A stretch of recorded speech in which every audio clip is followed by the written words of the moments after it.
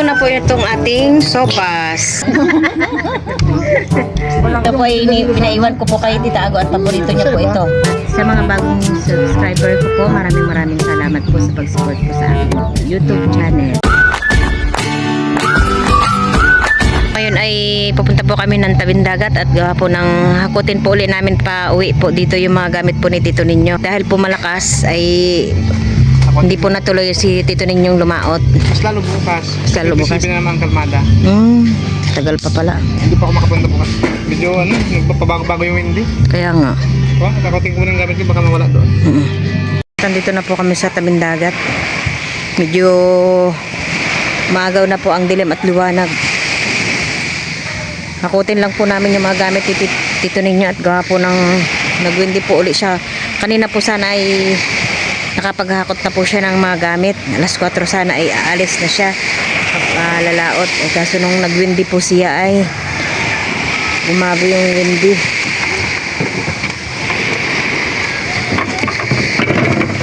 Kaya ngayon ay maghahakot na naman kami pa uwi.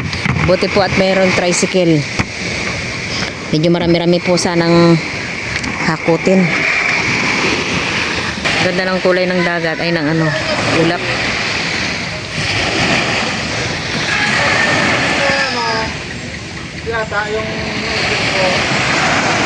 Lumubog na ang araw. Ito masarap to.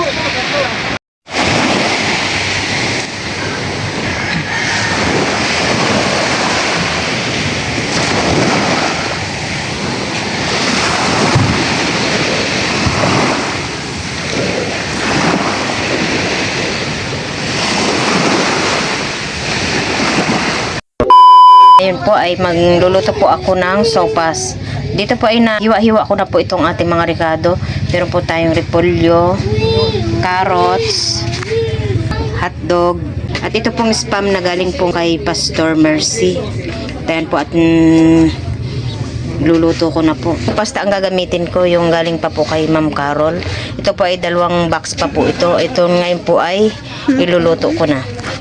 Meron na po tayong bawang sibuyas. Tayo po dito po sa isang malaking kaserola. Dito po ako magigisa po ng ating pangsopas. Kaya po bubuksan ko na po itong ating kalan. Dito po ay gigisa ko na po yung bawang sibuyas. Pagkasabay-sabayin ko na po. Gigisa ko na rin po itong ating spam. Pasensya na po at medyo madilim po yung aking camera. At ginisa ko na rin po itong ating hotdog. Ito po ay lalagyan din po natin ng chicken powder.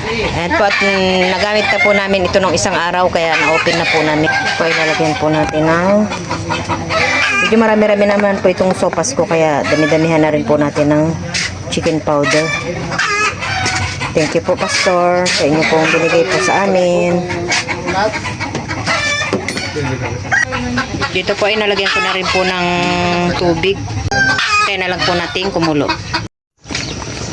At dito po ay malapit na pong maluto po yung ating macaroni. Kunting pakulo pa po. Dito po ilalagay ko na po itong ating repolyo.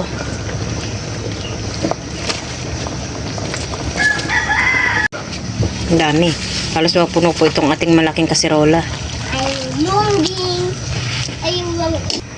Dahil wala pa yung ating magmimerienda, ito po muna ipapatayin ko para po mamaya ay tamang-tama po pag nandito na po sila. Dito po ay nilagay ko na rin po itong gatas. Itong maliit lang po na gatas ang po ang ating lalagay at ayaw po ni Tito Ninyong masyadong maraming gatas. Ito na po itong ating sopas. Wow!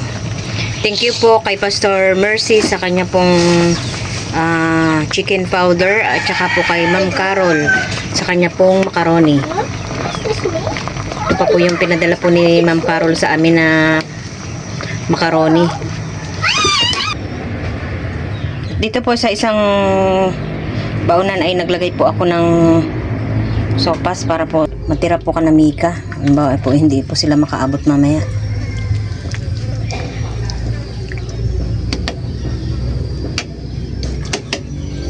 Lagyan na natin ang sabaw. kami po ay magbe-merienda na. Kami lang po ngayon na kapanibago. Wala po si Milot, tsaka si Nobal, tsaka si Teo. Si Mika naman po ay wala po ngayon at may-practice daw po. Medyo natuyo na yung ating sopas. Naman ako. Si Raista. Bigyan mo ako, ma. Kanya na kayong Bigyan mo ako. Mangkok sa akin. Tap? Mangkok na lang. konti lang talaga gatas at ayaw mo yung maraming gatas. Mangkok ang gusto ko. Merienda po tayo. Spaghetti yan. Yung ano, macaroni. Macaroni spaghetti. Ano to? Tawag doon?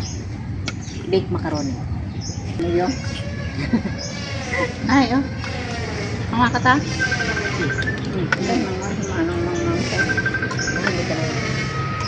Mahuli. Kumain na.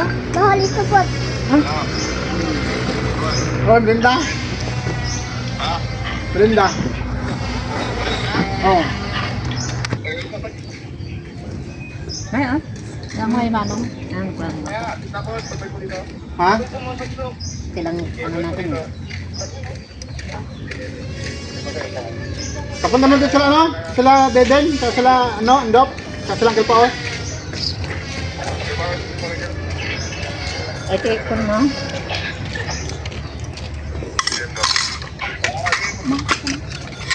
Sila?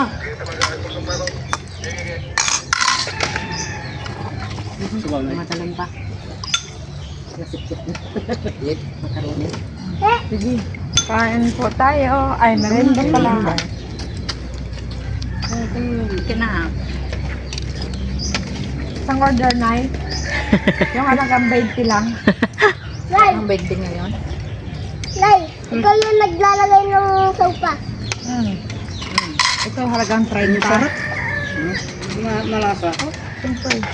Ingat. Kunti lang nga ito. Ayaw ko maraming lasa. Hindi lang talaga natin. Isang maliit lang. Kay boss. Ito boss mo. Ito ya? Kaya lalo. Busy. Ang ari. Kay Puspa. Boss Wala si Albo. boss paing. Daw. Ay, kay sa kanya lang yan. Kay Puspa. Kay boss Albo.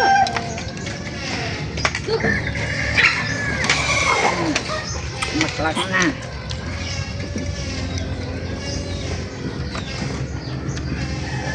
Puhuwa pa ako. Ay, na ba tayo? Hindi na pa itong ano ay mainit pa rin.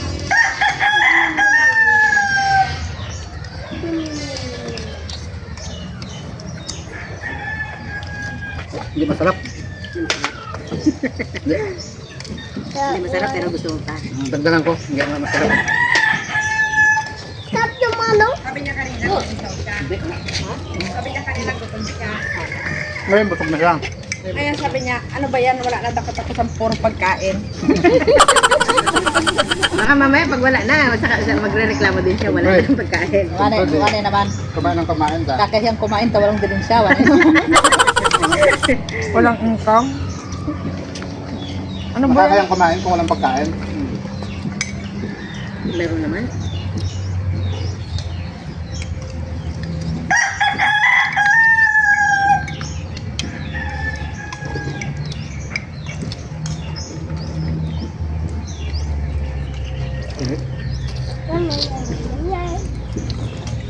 Di mainit. Siyempre ako. Ang noodles na doon, magastos, makala sa ano, tubig. Tubig. Ang dami ng sabaw kanina. Nakasumipsip. Pero mga Ang dami ng sabaw niya kanina. Hindi ko naman na pino. Ginawa. Tama niyo kon? Ay, yung kanina, naka-present. Magkano benta niya? Magkano benta niya sa'yo? 5 sana. Pero bayaran kita na hapon. Naibalik ka ang, no. Balik siguro na ito.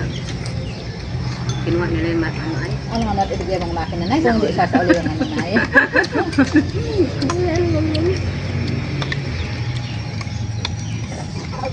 Sarap. Gusto mo pa? The next day. Hello po, good morning po. At ngayon po kami ay dito po sa labas at kakain po kami ng kakanin. Ito po yung agahan po namin. Yung luto po ni Ate Bebe. Si ating bibi po ay gumawa po ng kakanin na pangbenta. Kami po ay bumili. Ting, sarap ng luto mo.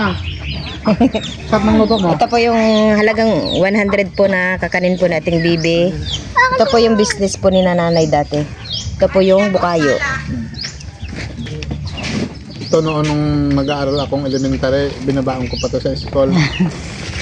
Ito po talaga yung business po ni nanay dati nung Ito po yung ano pa si nanay kaya pa niyang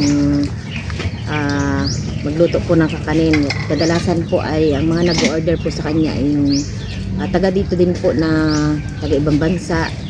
Halimbawa po ay may umuwi po dito na galing ibang bansa tapos pabalik na po sila ay talaga pong nagpapasadya po na magpagawa po kay nanay. Ito po ay pagka nagtinda po si nanay ng ganito dati ay talagang saglit lang po ay ubos agad. Lalo na yung ano, yan yung parang ano nanay namin sa amin. pinag-aaral sa inyo, Isda, tsaka kakanin. pinababuhay. Pag walang isda, Ganito. magtanda siya ng kakanin. Ang alam ko bago sila pumunta ng Yung Lansya, tawag gagawa yung- pa sa ano. Tawag dito yung, tawag namin dito ay suman latik. Kasi ito yung parang pinakang latik niya.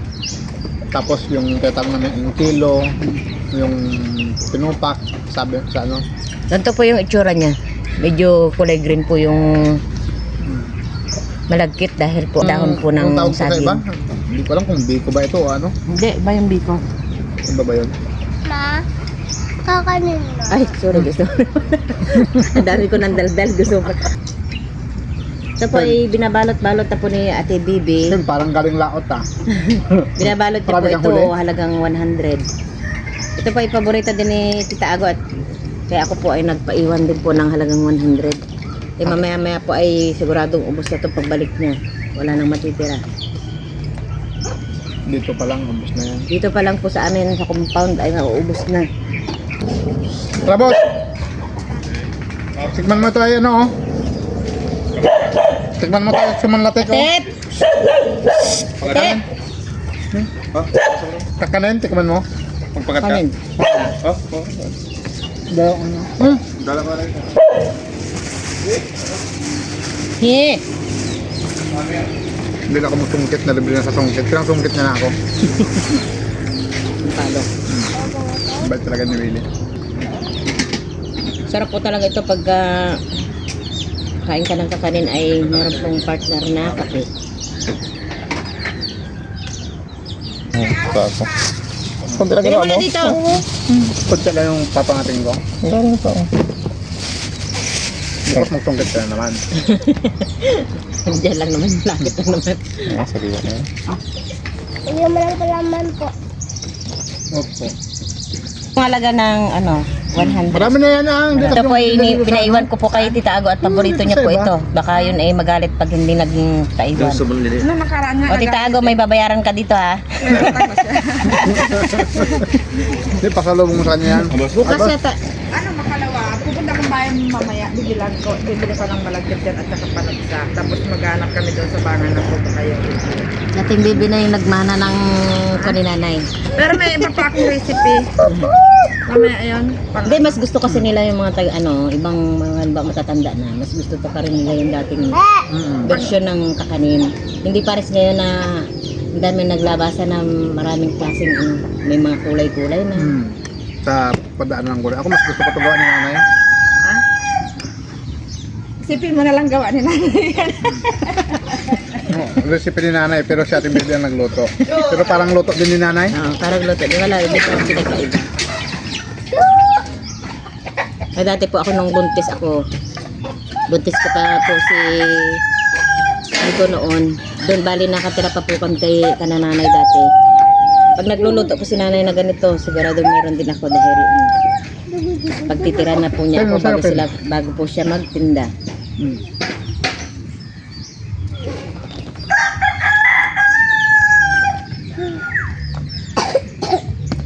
Sawa ko sa ano nito noon. Bawal sa school. Sawa sa magtudtod ng kagda. Ay, oo, yung, alam mo yung pati yung kamuting kahoy, yung tawag sa inyo balinghoy. Ah. Dalawa kami natin nini, taga-kudkod niyan. Kasi itong si Ating Ide, nagtatrabaho na yan. Si Manong naman kasama ni nanay magtinda ng isda. Magtitinda yun si nanay ng isda.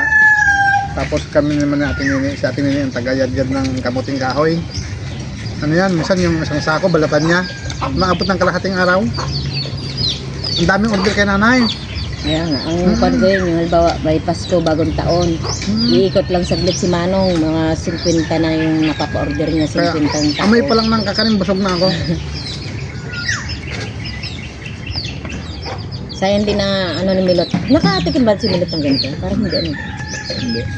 Ay ngayon po kasi ay binawal na rin po ng mga anak ni nanay yung paggawa po niya ng kakanin.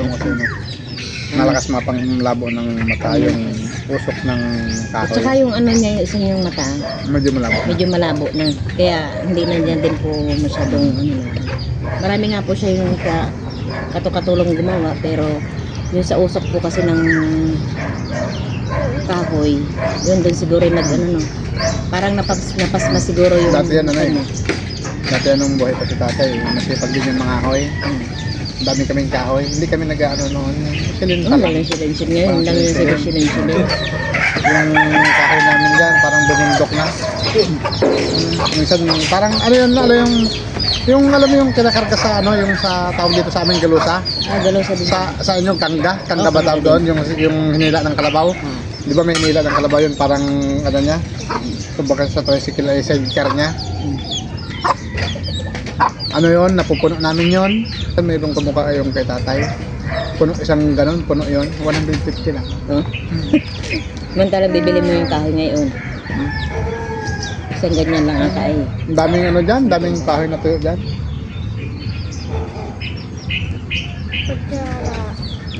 Ito naman si Dio mautak. Pag yung si tatay naghahasa ng utak, Alis na. nawawala na yan. Kaya kung kasama lagi na yung tatay, no? Sipag din si tatay lumaot. Kahit sa bundok, kung saan mo siya ilagay yan. Kinubusin mo yan ha? Matamis lang yung inaano mo eh. Nakabot pa yun si tatay sa ano, sa Kalboro. Tatandaan mo yung bisita niyo nung pista. Yung pista. Para sa Taga-Bani. tatay. Ha? Hindi yung taga-Bani. Sino? Yung mga taga-Bani. Oh. Yung pista. Ay nahanap talaga kakanin ni nanay. Kanin mo doon. Kaya sabi ni Manong wala daw kakanin at hindi na makagawa si nanay. Sa susunod, marunong naman si ano, dito na si ating baby. Kasi si Manong naman Si marunong na ano. Ewan ko, Ating nini ata marunong din gumawa nito. ako hindi ako natuto sa pagtitimpla ng ano kasi wala sa isip ko noon kasi nung magluluto pa si nanay ngayon huling luto ni nanay ganyan ang edad ko kay ano hindi kay Mika Huling luto? Hindi ah. yung nagtitinda pa siya yung pang sarili na tsaka hindi ako nanonood ng pagtitimpla kasi ang isip ko noon puro gala-gala lang Laro. gala-gala Kailan na ako? 3 na ata ako. minsan umabot pa ako yung padilim na bago uwi tsaka basketball ko.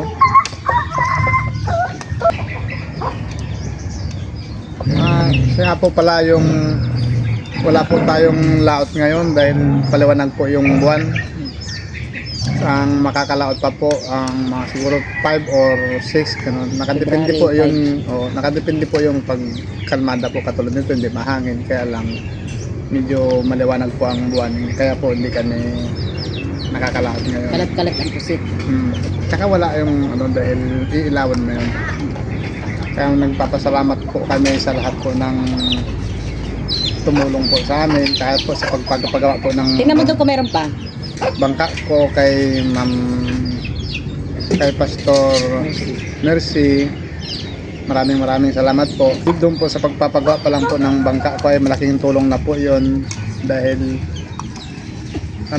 dahil po nung paglalaot po ako ay marami po akong nahuhuli. Swerte po ako ngayon sa bangka ko nung tsaka medyo nakakapunta po ako sa malayo-layo hindi katulad nung dati na hindi pa Hindi naayos. pa masyadong. Nag-aalangan po ako baka po kaya doon po sa pagpaparepair ng bangka ay sobrang laking tulong po yun para sa amin dahil pupuntahan ko na po yung gusto kong puntahan.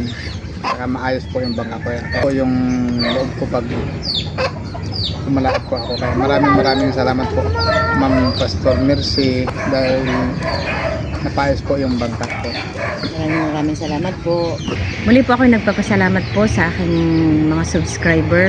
At ayan po, at araw-araw po ay nadadagdagan po yung aking mga subscriber. At sa mga bagong subscriber ko po, maraming salamat po sa pag-support po sa aking YouTube channel. Maraming salamat po sa lahat po ng nanonood din po sa amin na yung sila Mother Uning, kay Ma'am Pastor Mercy po, kay Ma'am Carol, Sir Alex po. Maraming salamat. May nabasa pala akong comment doon. Yung papa-shout out kay Kinkin from Leyte daw po. Shout out po sa inyo. Taga Leyte din po yung tatay ko from O may Haro Leyte po. may yung, nagtanong. O siya nga ata yun na yung kung may lahi daw kayong waray. waray po. Parang siya nga din yun. Waray po talaga yung tatay ko. May lahi po kaming waray Taga dahil Leyte po. ang tatay ko po ay Haro Leyte po nakatira. Kaya po may lahi po kami Oo, talagang mayroon waray. na nag-comment ng ganun. Half sambal at half po ako. Waray po. Ang tatay ko po ay waray. Ang nanay ko po ay sambal. Kaya po dito kami sa Sambales dahil ang nanay ko po ay taga dito. Maraming salamat po sa walang sawang panonood po sa vlog po ng asawa ko kay sa amin pong mag-asawa. Maraming po sa lahat sa inyo. Saka shout out po sa mga kamag-anak ko dyan sa Antipolo.